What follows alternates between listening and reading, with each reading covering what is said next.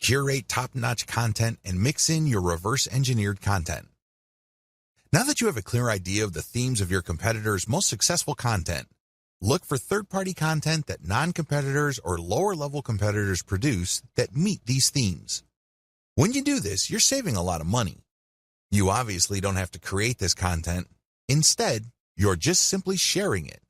However, you're doing yourself a big favor because you are giving your target audience the kind of content they are looking for. You're giving them something to engage with that based on your research of your competitors, they already like. When you feature this content, you tend to attract the same types of audience as your competitors. Now, curation can only take you so far. You shouldn't build and maintain your Instagram account solely on curated content. You're being lazy when you do that. Instead, you use this content to draw and engage with your audience members. Next, you then come up with a short list of your competitors' very best content and you come up with your own version. This version has to be so much better that it's obvious. This is the key. This is what will put you over. Because remember, you're trying to build a persona. Up to this point, when you curate, the only persona you're building is that you're just part of the niche. Your brand is just another face in the crowd. You want to get over. You want to come up head and shoulders from the rest. How do you do this? You improve the best existing niche content you find on Instagram and you publish this as your own. By paying attention to video 4 and figuring out what is the hottest content in your niche, you then come up with your own version and then use this on your own feed. You rotate these along with the curated content that you are already publishing. How exactly do you improve on others' content? There are several ways you can improve the quality of content that you reverse engineer. Again, you're not copying and pasting here. You're not taking somebody's work and passing it off as your own. No, you're taking ideas so you can create your own original content, but you end up creating better content because you used one or a few or all of the following strategies. To improve content, you should do the following. Update. Offer an updated version of the content. If the hottest pictures your competitors are showing are grainy and obviously old, come up with an updated picture. You'd be surprised as to how viral your content can be. How come? Well, you are publishing something that is obviously up to date. Higher production quality. When you're publishing content, make sure that the quality values of the content are high. This means high resolution, crisp imagery, the colors are top-notch. Also, the composition has to be really good. You have to produce content that is so obviously superior to your competitors that your brand stands out. That is the standard you should aim for. Include more details. I can't even begin to tell you how many Instagram accounts out there just post a picture and hashtag, if that. That's all they do. I'm telling you, big, small, or medium-sized brands on Instagram that do this are leaving a lot of money on the table. You have to give more details because when you do this, you complete information gaps in the minds of your viewers. There's less mystery. This makes your brand more trustworthy. Eventually, if you keep this up, they start looking at your brand as some sort of reference site or some sort of resource. Don't be lazy.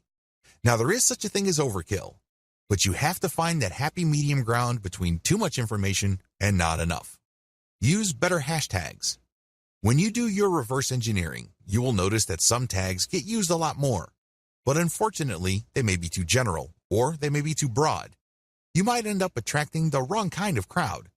You have to play around with your hashtag selection until you reach a point where you can be sure that a more specific tag is pulling more traffic from Instagram or helping you gain more followers. Unfortunately, there is no black and white answer to this.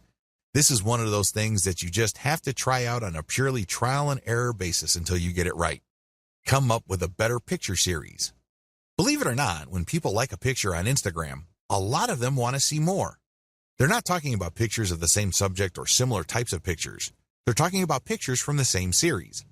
It's not unusual for people to see a picture of a beautiful vacation location, and somebody just posted 2 pictures. People who see that vacation destination would love to see its surrounding areas.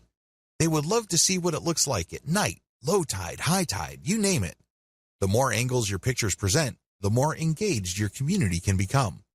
Use a better influencer distribution network.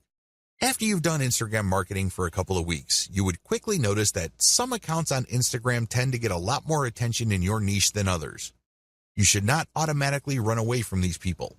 You might be thinking that they are competitors. You might be thinking that they are out to get your slice of the pie. Stop thinking that way. Instead, start looking at them as allies. Obviously, they already did the heavy lifting of attracting the same audience that you're trying to attract. Engage with them and get them to pay attention to your feed, and they may possibly share some of your content. Now, you may be thinking to yourself that a lot of these accounts are in it for the money. That well may be true, but there are also a lot of hobbyist accounts out there. These are people who would voluntarily share content as long as they think it's good. Call your viewer to action. To get better results than your competitors, always include a call to action. With everything else being equal, if you have a competitor that just posts really gorgeous pictures and doesn't bother to call the viewer to action, you probably would get better results if you posted superior pictures with a call to action. Remember, the name of the game here is to figure out your competitor's strengths and build on them while at the same time taking advantage of their weaknesses. Profile link call to action must address content. Everything you do on Instagram must integrate with content. Like I mentioned earlier, if you're just going to get shoutouts and you're just going to post a lot of stuff on Instagram to get people to click on your homepage link, you're leaving a lot of money on the table. You really are. Why? You want to qualify that traffic so that that traffic eventually converts into sales. How do you do that?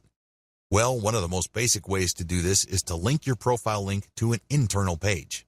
That's right. You don't link it to your homepage. People landing on your own page might not know what to do. They're more likely to click the back button. Instead, when you feature a consumer guide or some sort of list article that clues people in on the common questions regarding your niche, you can build credibility. You are also answering questions. You are also answering needs. This increases the likelihood that the person that you get to click onto that page will keep clicking internal links because they think that you are an authority. Eventually, you get them to click on a link that will take them to your email list. This is how I prefer to convert Instagram traffic. I don't just dump them into an article, which then dumps them into a sales page. It would be great if they are in a mood to buy, but chances are they are not. The better approach is to get them on your mailing list and let your mailing list, by sending content and other information, do the heavy lifting of eventually converting your list members into paying customers. That's how the game is played. If you don't follow the tips above, chances are your content is just going to remain flat. It's not going to register with your target audience members.